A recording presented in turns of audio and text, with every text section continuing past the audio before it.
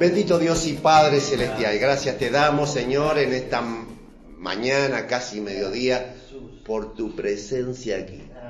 Gracias, oh Dios, porque tu presencia nos va a tocar. No solo lo anhelamos, va a ocurrir. Gracias, Señor, porque también vamos a experimentar de tu amor. Si bien lo hemos venido experimentando, también lo vamos a experimentar en esta mañana. Y nos va a acompañar cada día más hasta el fin de nuestros días. Padre, entregamos esta reunión, ya lo hemos hecho en la previa, pero también este tiempo. Que tu Santo Espíritu tome control de nuestra mente, de nuestro cuerpo, de nuestro espíritu. Y tu presencia domine por sobre todas las cosas. Consagramos este tiempo a ti, es tuyo, Señor. Glorifícate a través de él y utilízame como canal de bendición para tu honra y gloria. En el nombre de Jesús. Amén. Bien. Jesucristo estuvo rodeado de Juanes, algunos familiares y otros amigos. Uno de los familiares fue su primo, Juan el Bautista, que se jugó la cabeza por lo que creía. Ustedes saben bien cómo terminó. El otro, Juan, es Juan, hijo de Zebedeo. Fue el que murió de viejo, por así decirlo. Fue el más joven de los 12 apóstoles, pero murió a los 44 años después de Cristo, después que el imperio pretendiera torturarlo. Bueno, de hecho lo hizo, pero no lo mató, fritándolo en una olla de aceite hirviendo en el Coliseo de Roma. Por eso es que se lo sacó del medio, exiliándolo en la isla de Patmos. Así que nos encontramos con esa situación de Juan el Bautista, de Juan, hijo de Zebedeo. Y Juan llegó a ser el amigo íntimo de Jesucristo y el que cuenta de una manera particular la vida de Jesucristo muy diferente a la de los otros evangelistas. Porque Mateo fue uno de los apóstoles, pero Marcos no fue. Marcos fue discípulo de Pedro.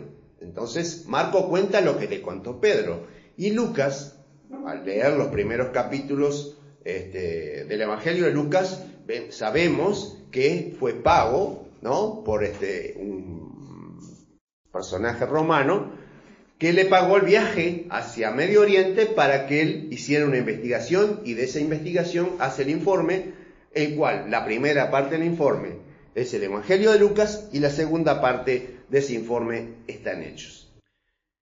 Juan escribe también de una manera particular, porque él nunca se nombra a sí mismo como Juan en el Evangelio. Él se nombra como el discípulo amado. También otra particularidad, tiene otras más, pero para no extenderme, porque va a ser un poquito extenso, ya te digo, Enrique. Otra particularidad es que él llama a los judíos a las autoridades religiosas de ese tiempo, ¿no? Él era de origen galileo, había nacido y criado en Capernaum, pero llama a los fariseos, a los saduceos, a los escribas y maestros de la ley, siempre los llama los judíos. Entonces, cuando él se refiere a los judíos, siempre está hablando de la élite religiosa de la época, ¿no? Y esta élite religiosa de la época tenía una particularidad muy interesante, ¿no? La primera es que ya de arranque Juan nos muestra qué comportamiento tiene. Vamos a ir a Juan 1, 19 al 25. Allí dice: este es el testimonio de Juan el Bautista, cuando los judíos enviaron a Jerusalén sacerdotes y levitas. Presten atención, no dice los judíos, dice que enviaron a Jerusalén de Jerusalén sacerdotes y levitas para que le preguntasen: ¿y tú quién eres? ¿Querían saber? Muy bien, ¿qué más? Dice lo siguiente: confesó, y no negó, sino que confesó: yo no soy el Cristo. Él dijo, Juan el Bautista dijo: yo no soy el Cristo. Bien. Y le preguntaron: Bueno, si no sos el Cristo, ¿qué pues? ¿Eres tú Elías? Dijo, no, no soy. ¿Eres tú el profeta? Y respondió, no. Y le dijeron, ¿quién eres? Para que demos respuesta a los que nos enviaron. ¿Qué dices de ti mismo? ¿No? Y dice, yo soy la voz que clama en el desierto. Enderezad el camino del Señor, como dijo el profeta Isaías, y los que habían sido enviados eran de los fariseos. Miren que de la secta de los judíos, lo que lo habían mandado eran los fariseos. Y le preguntaron y le dijeron, ¿por qué pues bautizas si tú no eres el Cristo, ni Elías, ni el profeta? ¿Se dan cuenta? Poco faltó para que a Juan el Bautista lo pusieran contra la pared, manos arriba, a piernas abiertas, lo cachearan a ver si tenía armas. Porque le hicieron tantas preguntas. ¿Quién sos? ¿Qué haces? ¿Qué es lo que estás haciendo acá? Una secta, ¿no? De los fariseos lo habían enviado a preguntar. Pero noten que ellos no fueron a preguntar, mandaron a dos de menor cuantía, de menor jerarquía, dentro del estatus jerárquico de la sinagoga, para que averiguaran. Mandaron al encargado de música y a un diácono, ¿verdad? Porque mandaron a un sacerdote y a un levita, que eran los encargados de la parte musical. Con este tipo de gente fue con la que Jesucristo tuvo mayor problema desde el principio del ministerio. Pero serios problemas. Tan serios que le costaron la vida. Y es así que vamos a ver cómo comienza su ministerio. En Juan 2, versículos 13 al 20.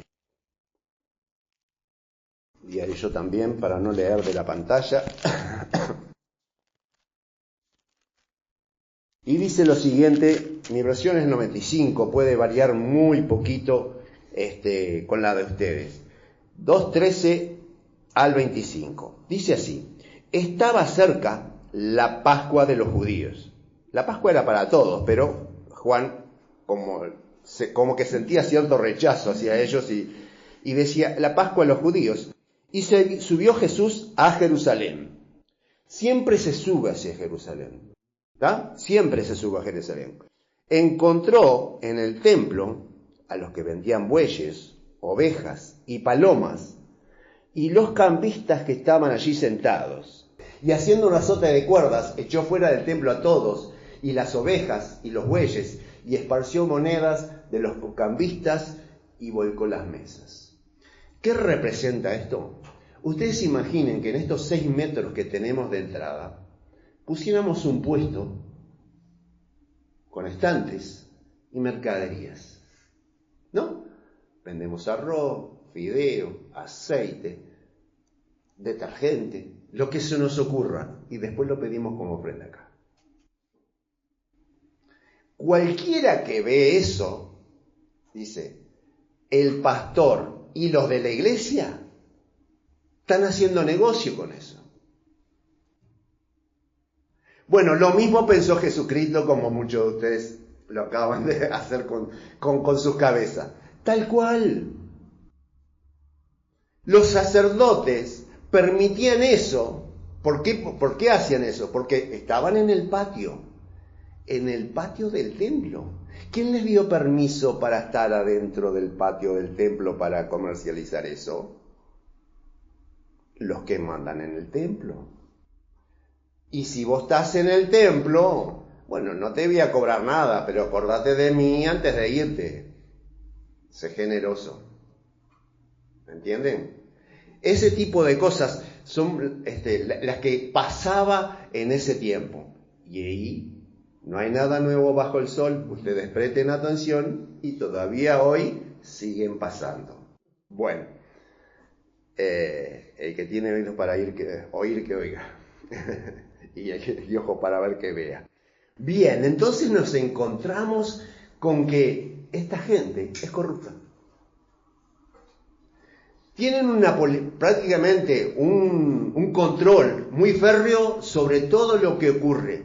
Por eso cuando apareció Juan con un mensaje y a predicar y se llevaba gente de fuera de la ciudad y la gente se agolpaba, enseguida mandaron a investigar qué estaba pasando. Pero a su vez, esa gente que iba con Juan, después no venía para el templo. Entonces eso repercute en mi bolsillo. Entonces se comenzaron a preocupar. Pero eso no era todo el problema. Este fue el primer escalón de todo lo que pasó con Jesucristo. Porque a partir del próximo capítulo, en el capítulo 5, es donde se comienza a complicar las cosas. Noten ustedes lo que dice 5, 1 al 18. Después de esto, había una fiesta de los judíos y Jesús subió a Jerusalén. Otra vez subió. Hay en Jerusalén, cerca de la Puerta de las Ovejas, un estanque llamado en hebreo Betesda, el cual tiene 5 pórticos, o sea, 5 entradas, ¿verdad? En estos yacía una multitud de enfermos, ciegos, cojos, paralíticos, que esperaban el movimiento del agua.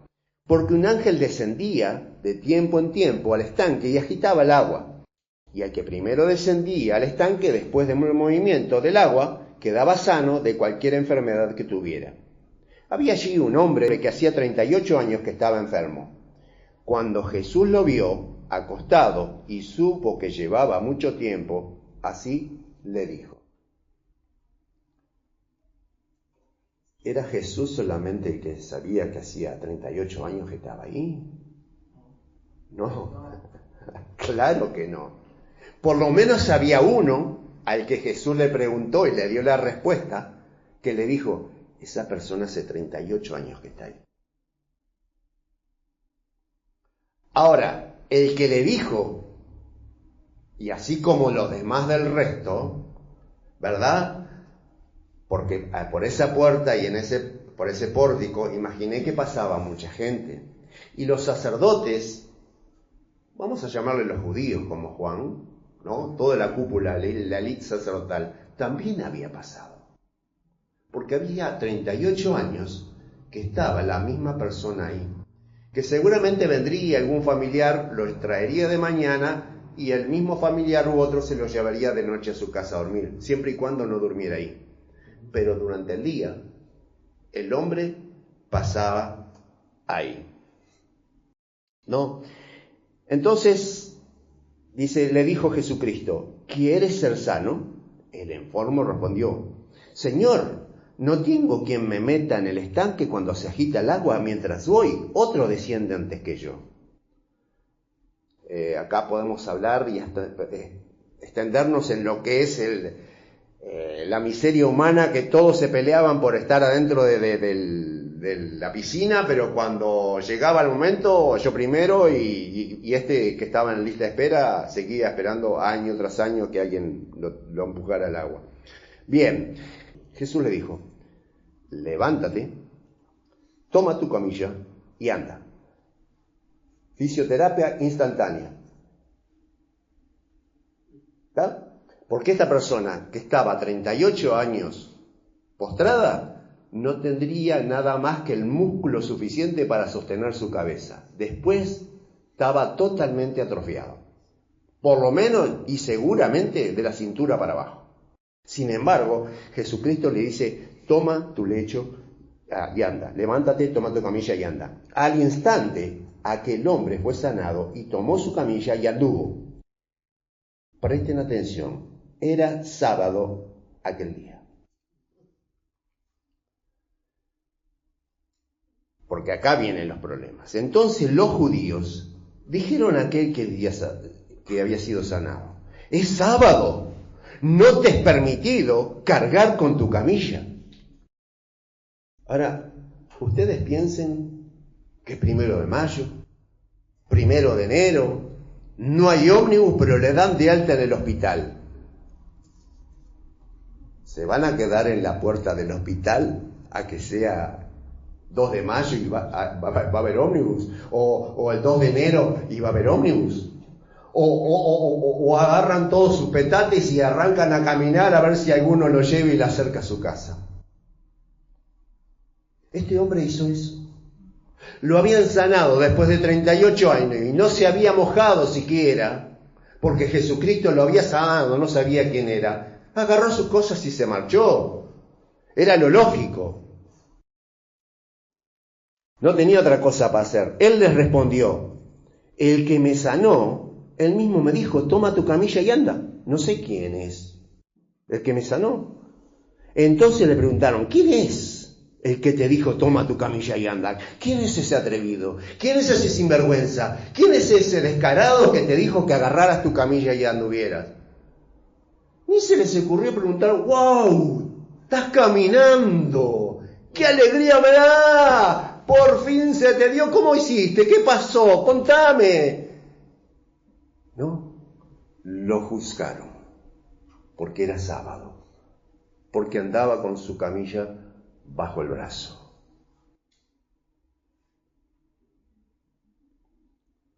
No hay amor ahí. No hay amor. Pero el que había sido sanado no sabía quién era, porque Jesús se había apartado de la gente que estaba en aquel lugar. Después lo oyó Jesús en el templo, ¿no? Jesús fue y se acercó a él, y dijo: mira, has sido sanado, no peques más para que no te suceda algo peor. El hombre se fue, sincero, ¿no? El hombre se fue y contó a los judíos, ustedes saben quién son los judíos, que Jesús era quien lo había sanado. Y presten atención, 16, por esta causa los judíos perseguían a Jesús e intentaban matarlo porque hacía estas cosas en sábado. Así que por sanar a una persona, mostrarle amor a esa persona, comenzaron a perseguirlo y a pretender matarlo. Pero claro, era sábado. Pero no era la primera vez que Jesucristo hacía cosas en sábado. En Marcos 1, 21 al 28, no lo busquen, se lo voy a decir, fue cuando liberó al endemoniado en la sinagoga y era sábado. Pero en ese tiempo no había dicho nada, ninguno dijo nada. Pero claro, era 193 kilómetros, era al día de hoy, según Google Maps, 2 días de caminata. Está casi 200 kilómetros, no pasa nada. No llega acá a Jerusalén, no enteramos, pero vamos a hacer la vista gorda. Pero cuando en otro sábado los discípulos iban por el medio del campo, les picó el hambre, tenían hambre y comenzaron a arrancar espiga, enseguida aparecieron y le dijeron: mirá, tus muchachos se andan portando mal, están arrancando espiga el sábado y están comiendo, no se puede arrancar espiga el sábado. Esos amigotes que vos tenés, que te están acompañando, te están influenciando mal. Era sábado, pero ahora se le ocurrió a Jesucristo, ¿qué cabeza cabe solamente a Jesucristo ir al centro del poder? Le fue a meter el dedo en la nariz y claro, los otros se incomodaron, porque enseguida fue a hacer una sanidad, no liberó un endemoniado, no, fue a hacer una sanidad, hacer andar a un paralítico un día sábado en las narices de las autoridades y de la élite religiosa de la época, y en el templo. No era una sinagoga del barrio, no, era en el templo mayor. Y esto comenzó. Miren ustedes, fueron a Juan el Bautista e hicieron una interrogación. Juan 6, 41 y 42. Murmuraban entonces los judíos, porque había dicho: yo soy el pan que descendió del cielo. Y decían: ¿este no es el hijo de José, cuyo padre y madre nosotros conocemos? ¿Cómo dice ahora del cielo ha descendido? Este versículo me indica que ellos desde Jerusalén mandaron a hacer averiguaciones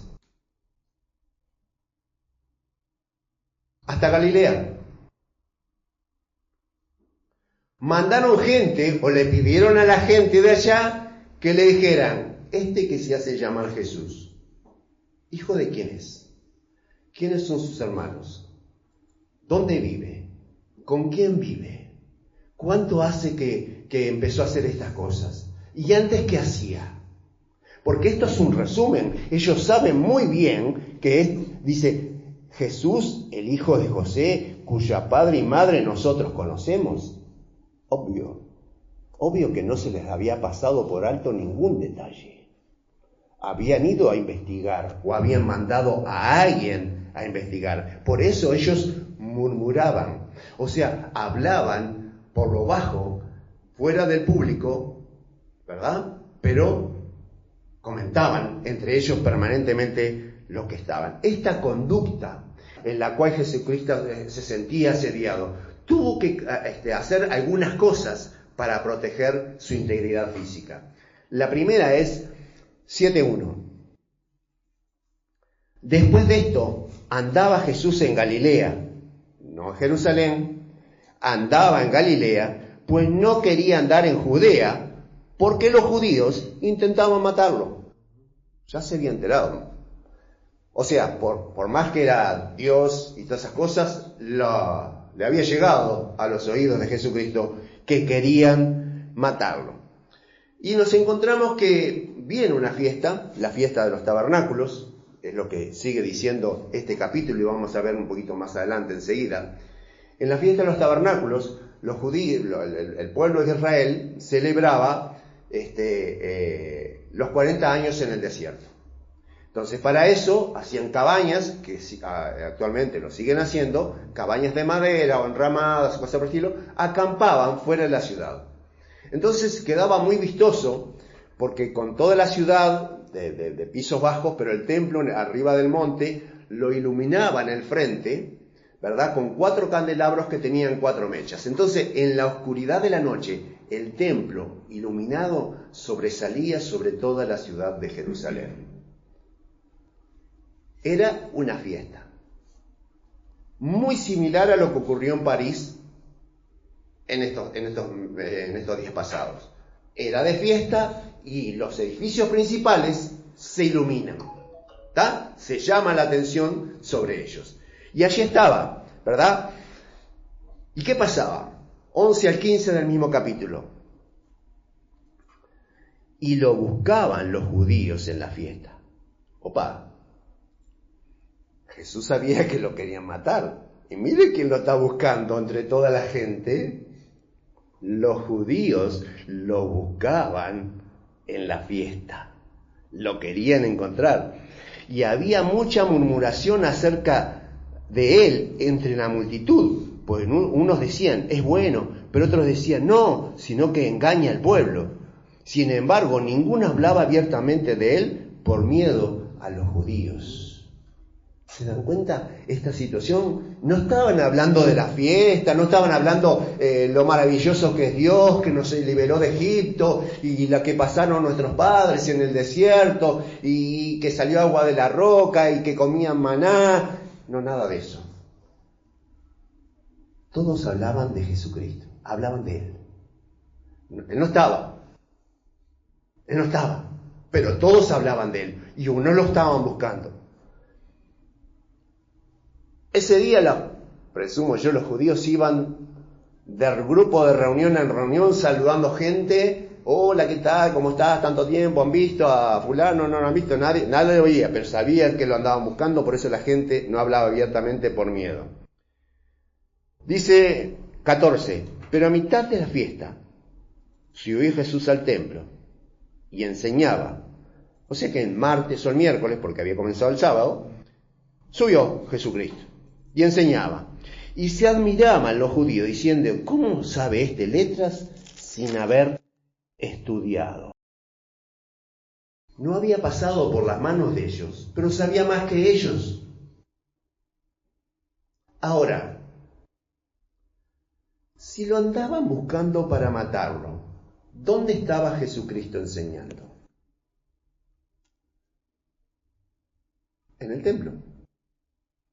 Encerrado entre 4 paredes, como esta, con una puerta de salida nomás y con guardias.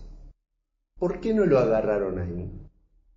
Si eran tan guapos para matarlo, si eran tan valientes para cometer un homicidio.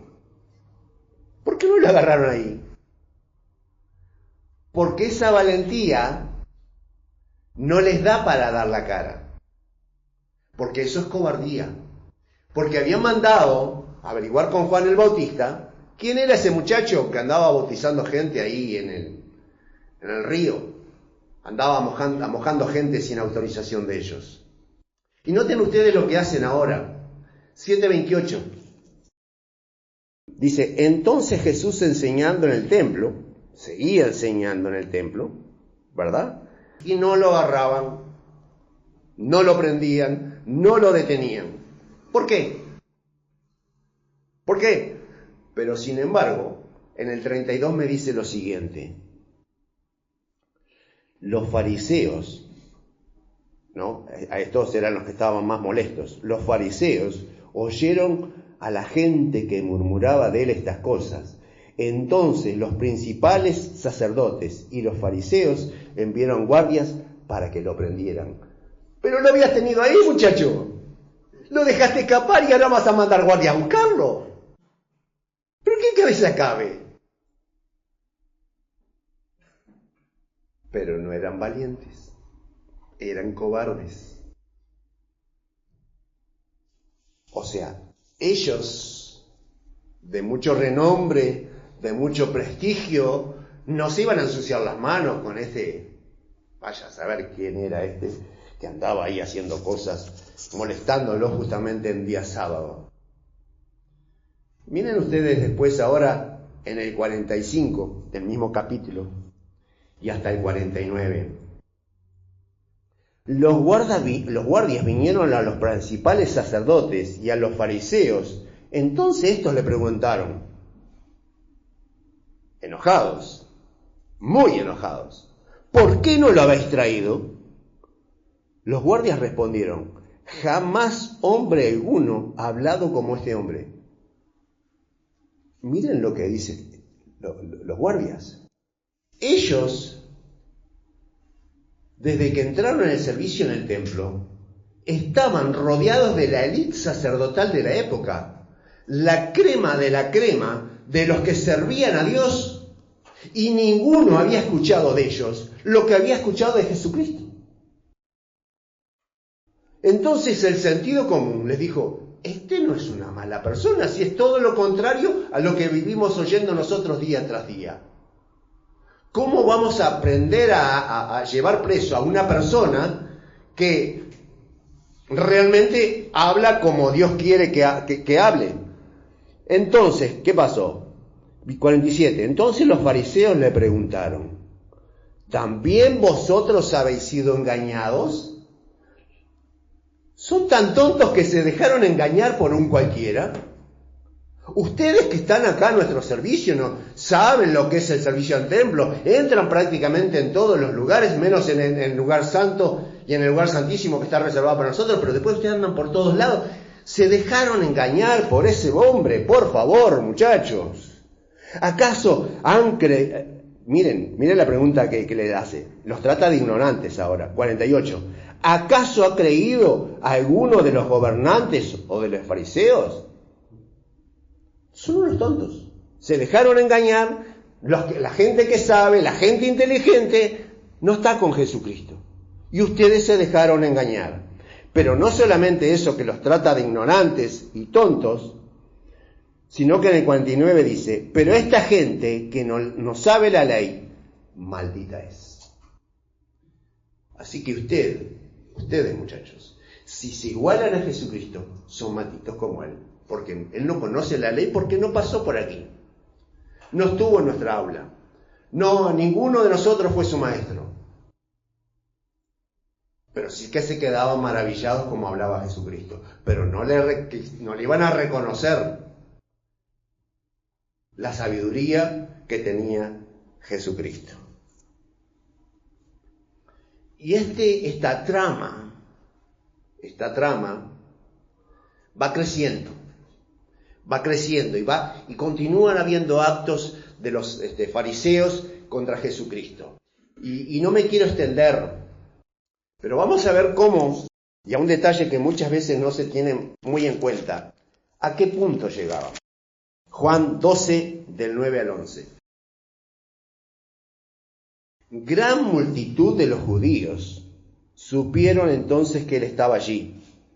Fueron no solamente por causa de Jesús, o sea, gran multitud de los judíos, ustedes saben quién era, sino también para ver a Lázaro, a quien había resucitado de los muertos.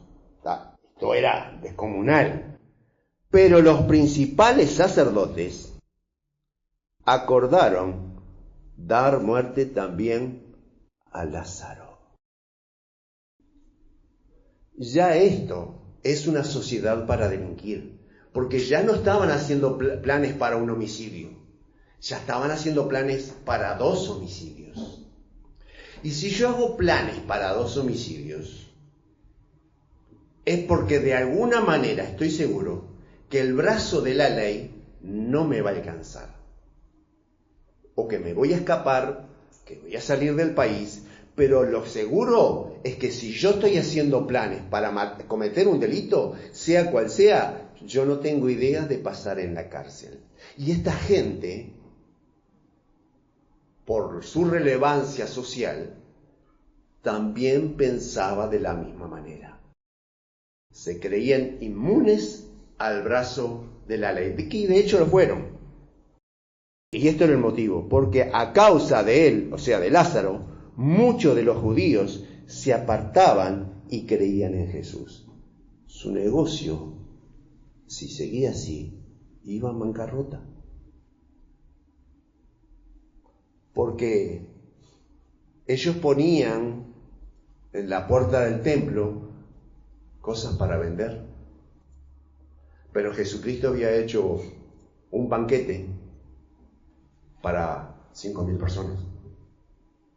Le dio a comer, todo gratis, pago yo. Y él se encargó con 5 panes y 2 peces. Pero había un detalle. ¿Esta gente les parece que era de Dios? Por más que servían a Dios. Muchas cabezas me están diciendo que no. Pero necesitaban un cómplice. Para cometer un delito grande, se necesita un traidor adentro. Alguien que bata, alguien que diga cuáles son las costumbres, cómo es la edificación, si van a robar un banco, la alarma, la cámara, la medida de seguridad, el cambio de la guardia, lo que sea. Siempre se necesita alguien que deschave, hablando en criollo, cómo es la vida rutinaria de eso. Juan no lo dice, pero lo dice Lucas. Lucas 22, del 1 al 6. Dice, estaba cerca la fiesta de los panes sin levadura, que se llama Pascua. Los principales sacerdotes y los escribas buscaban cómo matarlo porque temían al pueblo. Recuerden que Lucas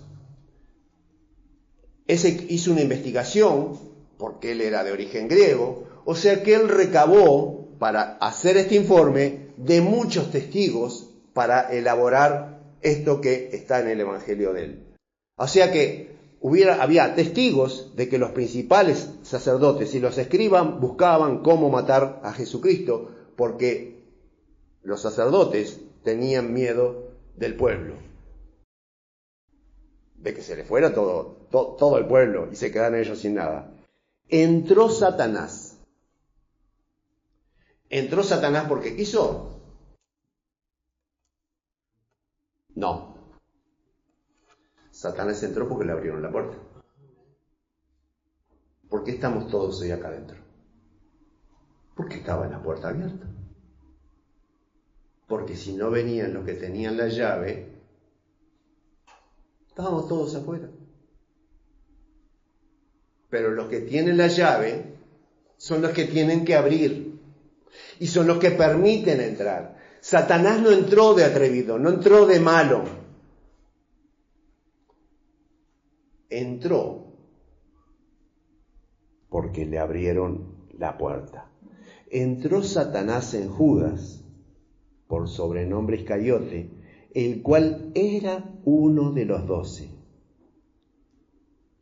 El milagro que esperaban, la señal que tanto deseaban, se le acaba de dar a los sacerdotes.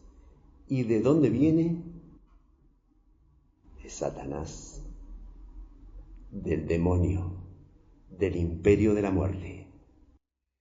Versículo 4. Este fue y habló con los principales sacerdotes, con los jefes de la guardia, de cómo se lo entregaría. Ellos se alegraron, se les cambió el rostro el rictus de amargura, la tristeza que tenían en el alma, eso que no podían sacárselo de su mente día tras día. Soñaban hasta con él, tenían pesadillas. Ellos se alegraron y convinieron en darle dinero. Él aceptó. Este es el compañero del joven rico que en Marcos 10, 17 al 22, estando frente a Jesucristo, le dijo a Jesucristo: deja todo lo que tenés y seguime. Y prefirió sus riquezas. Judas Iscariote también prefirió unas monedas, y habiendo vivido casi 3 años junto a Jesucristo, se fue tras 30 monedas. Por eso Jesucristo en el Sermón del Monte, en Mateo 6:24, dice que no se puede servir a 2 señores. No se puede servir a Dios y a las riquezas. Así que por esas monedas que él aceptó, dice, y buscaba la oportunidad para entregárselos a espalda del pueblo. Volvamos ahora a Juan, capítulo 13, versículos 21 al 27. Y habiendo dicho Jesús, está en la última cena, y habiendo dicho esto Jesús se conmovió en espíritu, se conmovió luego de haber lavado los pies a los discípulos, ¿no? Y haber hablado de lo que representaba la cena del Señor. Habiendo dicho Jesús esto, se conmovió en espíritu y declaró: de cierto os digo, que uno de vosotros me va a entregar. Entonces los discípulos se miraron unos a otros, dudando de quién hablaba. Uno de sus discípulos, al cual Jesús amaba, ustedes ya saben de quién se trata, estaba recostado al lado de Jesús. A este pues hizo señas Simón Pedro, que era compañero de pesca en el mar de Galilea, para que preguntara quién era aquel de quien hablaba. Él entonces, recostándose sobre el pecho de Jesús, le preguntó: Señor, ¿quién es? Respondió Jesús: a quien yo le dé el pan mojado, ese es. Y mojado el pan, lo dio Judas Iscariote, hijo de Simón, y después del bocado, Satanás entró en él. Ya había entrado, pero en ese momento tomó posesión absoluta. Hasta ese momento estaba dudando: ¿lo hago? ¿No lo hago? Pero en ese momento es ahora o nunca. En ese momento se decidió.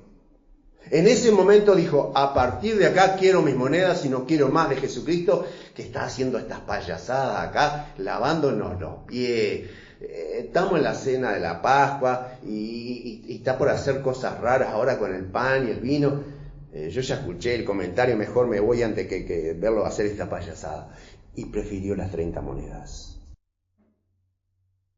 Entonces Jesús le dijo: lo que vas a hacer, hazlo pronto. Vamos a ver, para finalizar, otro detalle del mismo Juan, pero en Apocalipsis 3:20. Yo estoy a la puerta y llamo. Si alguno oye mi voz y abre la puerta, entraré a él, cenaré con él y él conmigo. ¿Quién quiere tener a Jesucristo golpeando en la puerta? Que levante la mano.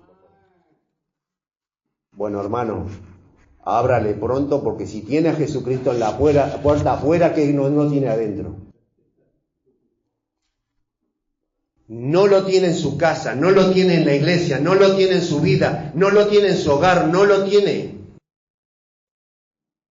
Preocúpese si Jesucristo está afuera golpeando la puerta.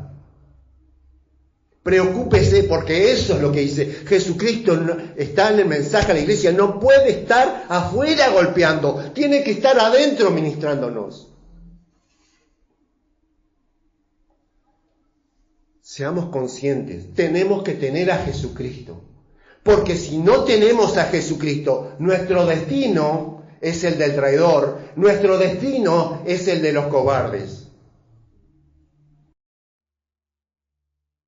Que ustedes saben lo que hicieron,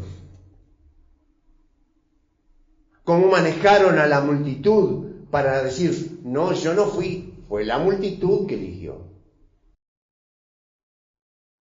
Cómo usaron el poder político que lo vieron, lo presionaron de tal manera, y no estoy disculpando a don Pilato, ¿ah?